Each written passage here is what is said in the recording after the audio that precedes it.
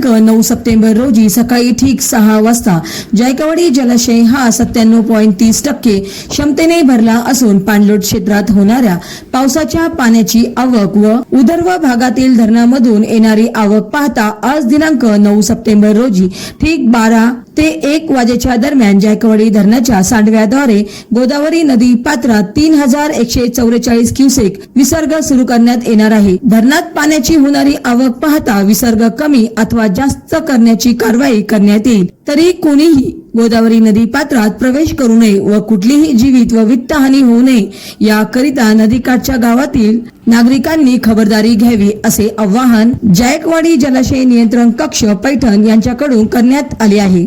Maharashtra vibe news Paithan.